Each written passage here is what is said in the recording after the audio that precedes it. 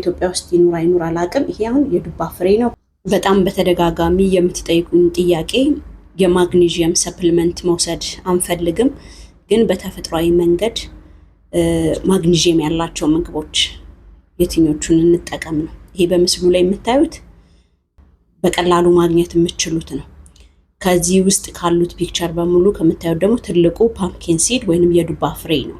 ስለዚህ በቀን የዱባ ፍሬ ቢያንስ ከ30 እስከ 40 ግራም የሚሆን የዱባ ፍሬ ቆልታችሁ ሞቅ አድርጋችሁ መጠቀም ትችላላችሁ። አሊያም የምትበሉት ምግብ ላይ ጠበስ ማድረግና መጠቀም።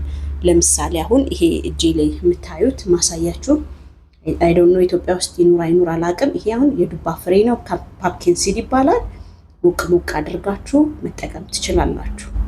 ሌላ ቺያ ሲድ፣ አልመንድ፣ ሌሎቹ ዳርክ ቸኮሌት ጭምር ትንሽ ወደድ ሊልባችሁ ይችላል። የዱባ ፍሬው ግን ይሄኛው በቀላሉ ማግኘት ትችላላችሁ። ተፈጥሯዊ ነው። ለእንቅልፍ ስርዓት፣ ለጡንቻችሁን መገንባት የምትፈልጉ በተለይ ደግሞ ከስፖርት መልስ የህመም አለ አይደል?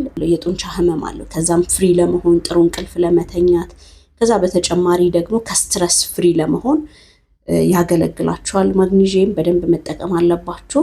ሌላ በተጨማሪ እንድታውቁ የምፈልገው ሁል ጊዜ ማግኒዥየም ሲቀንስ እንቅልፋችሁ ላይ ችግር ይኖራል። ለምን? ኮርቲሶል ሆርሞን ይጨምራል። ከዛ በተጨማሪ ደግሞ ጡንቻችሁ እንደምትፈልጉት እድገትም አይኖረውም፣ ከህመምም ፍሪ አትሆኑም። ስለዚህ መጠቀም አለባችሁ ማለት ፈልጋለሁኝ። አመሰግናለሁ።